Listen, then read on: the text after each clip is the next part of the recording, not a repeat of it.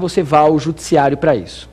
Também abrindo uma nova janela na nossa aula, não se nega que hoje é possível você fazer a separação por cartório, artigo 1124-A do Código de Processo Civil, mas efetivamente, se você vai ao judiciário, mesmo não havendo conflito, o Estado tem que participar para que possa produzir seus regulares efeitos. Imaginem que um pai morra e deixe por testamento 2 imóveis, um para cada filho. Os irmãos, que se dão muito bem, ficaram muito satisfeitos com aquilo que lhe foi concedido em sua quota-parte. Ou seja, o acervo hereditário foi distribuído de maneira igual para os 2 irmãos. Eles não têm absolutamente nada a reclamar da divisão, mas para que aquele testamento possa produzir efeitos na vida deles, eles vão ter que ir ao judiciário pedir efetivamente o seu cumprimento, mesmo não havendo conflito. E só para nós encerrarmos, imaginem, por exemplo, que a mulher chega para o homem e diz assim: Vanderlei, eu não aguento mais você gastando tanto com joia e sapato. Eu vou te interditar. E o homem mesmo admite que está gastando demais. O que ele faz? Entende que tem que ser interditado. E a mulher entende que ele tem que ser interditado. Essa solenidade não pode ser formalizada na cozinha. É necessário que eles vão ao judiciário para que aquilo produza seus regulares efeitos, mesmo não havendo conflito. Mais uma janela que deve ser apresentada aqui. Não se nega hoje que, efetivamente, a pessoa pode não querer ser interditada. Aí nós vamos projetar para a jurisdição contenciosa. Mas a jurisdição voluntária contempla em seu procedimento a interdição. Tudo bem? Então, estabelecida essa pequena diferença, vamos falar de algumas características fundamentais da jurisdição contenciosa e da jurisdição voluntária. Vamos tentar imaginar uma tabela agora na nossa frente, estabelecendo as principais diferenças entre uma e outra jurisdição. Vem cá comigo. Primeiro, quando a gente olha para a contenciosa, qual é a primeira coisa que nos vem à cabeça? A palavra lide. Na voluntária, nós podemos colocar em contraposição justamente a ausência de lide. Na jurisdição contenciosa, o nome das pessoas que figuram no polo ativo e passivo são chamadas de parte. Na voluntária, nós não podemos chamar de parte. Apesar de parte, semanticamente, ter como definição porção, simetria, pedaço, parte também quer dizer parcial. Então, nesse caso, não se busca lados opostos. Então, a gente chama as pessoas da jurisdição voluntária de interessados. Na jurisdição contenciosa, a atividade que o juiz exerce é substitutiva, como nós dissemos, porque o Estado substitui uma divergência de vontade entre 2 pessoas. Na voluntária, nós não podemos usar essa mesma expressão, porque na voluntária não há o que substituir.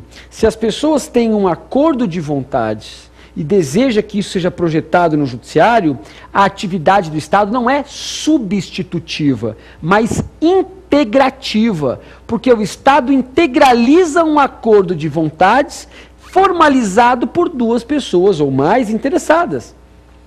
É como se o Estado fosse uma autoridade chanceladora, certificadora. Ela vai certificar aquilo que as pessoas, por si só, não poderiam obter em vida própria, na causa própria.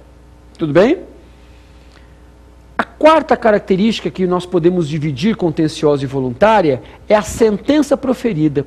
Enquanto na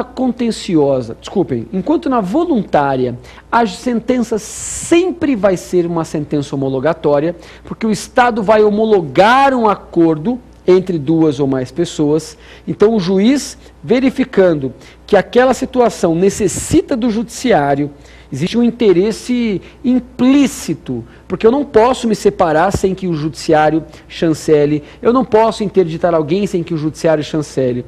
Então a sentença sempre vai ser homologatória, ao contrário da contenciosa.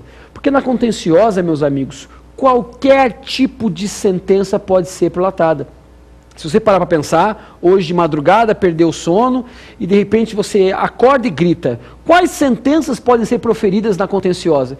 N sentenças, declaratória, construtiva, condenatória. Alguns autores estabelecem aquela classificação quinária, então você pode acrescentar executiva e mandamental, inclusive homologatória. Um juiz pode homologar um acordo num processo de jurisdição contenciosa. Então, qualquer tipo de sentença é submetida à contenciosa. Na voluntária, só homologatória. Uma outra consideração importante. A jurisdição voluntária e a contenciosa também tem uma diferença em relação à imutabilidade dos efeitos. Porque de nada adianta o juiz na contenciosa dirimir o conflito, dizer o direito no caso concreto, se aquilo pode ser modificado daqui 2 meses, 4 anos, 5 anos, se a parte pode deixar de cumprir aquilo que foi decidido a posteriori. Então a lei precisava criar um verniz sobre a sentença para impedir que sobre ela possam haver posteriores discussões. A lei estabeleceu uma técnica processual denominada coisa julgada. Então a jurisdição contenciosa ela tem como uma de suas características a coisa julgada, a imutabilidade. O que não acontece na voluntária. Na voluntária, à luz do artigo 1111 do Código de Processo Civil, não se faz coisa julgada. Certamente você vai me olhar com o nariz escorrendo e perguntar, por que, Montans, não faz coisa julgada? Você vai encontrar 1000 justificativas na doutrina. Há autores que falam que não há cognição exauriente na jurisdição voluntária, que não, por conta disso, não haveria como fazer coisa julgada. Há outros que dizem que não há conflito a ser dirimido, portanto não há coisa julgada. Independentemente da fundamentação que você siga, saiba a conclusão, não faz coisa julgada, que é o importante para nós. Só que a gente sabe que a coisa julgada, a despeito dela ser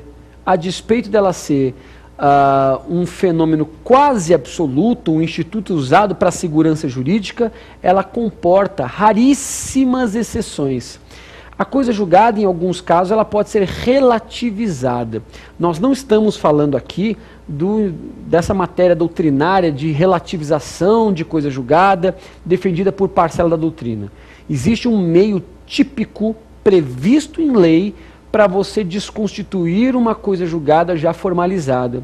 Na contenciosa, vocês podem escrever, da decisão que formaliza a coisa julgada, cabe ação rescisória no prazo de 2 anos. Então, da jurisdição contenciosa, cabe ação rescisória no prazo de 2 anos, artigo 485 do CPC. Na voluntária, não faz coisa julgada, portanto, fica prejudicada a utilização da rescisória. Só cabe, é só vocês lerem o 485 das sentenças, leia-se, decisões que formalizaram-se em coisa julgada. Na voluntária, cabe alguma coisa? Cabe ação anulatória. Se cabe rescisória na contenciosa, na voluntária cabe anulatória, artigo 486, que nada mais é do que uma rescisória da voluntária. Nós já estabelecemos a classificação entre contenciosa e voluntária. É importante que agora nós enfrentemos as características da jurisdição. A primeira característica da jurisdição é considerada por muitos, talvez não seja a mais importante, mas ela é a mais famosa das características, que é a inafastabilidade. Inafastabilidade, artigo 5º, inciso 35 da Constituição Federal. Artigo 5º 35, é o artigo mais famoso do direito, é o Roberto Carlos dos artigos. Lá diz que a lei não excluirá da apreciação do Poder Judiciário lesão ou ameaça a direito. Então, se eu tiver um problema e precisar projetar isso para o Judiciário, ele não pode fechar os olhos para minha causa. Se hoje o Judiciário, na prática, detém praticamente o monopólio do sistema de composição de conflito, ele não pode deixar de julgar minha causa. Só que existe uma consideração importante que nós temos que enfrentar. Além do artigo 5º 35, há um outro artigo de natureza infraconstitucional que vale a pena vocês estudarem para a prova. O artigo 126 do Código de Processo Civil. Esse artigo 126, ele preconiza o que eles chamam de vedação ao non liquid. Esse nome bonito quer dizer vedação ao processo sem resultado. Eu não posso deixar de julgar uma causa. O problema seria mais ou menos assim. Se o juiz recebe uma causa em suas mãos, uma causa exótica, que ele nunca havia visto na sua vida, e de repente ele procura na lei algum apanágio, alguma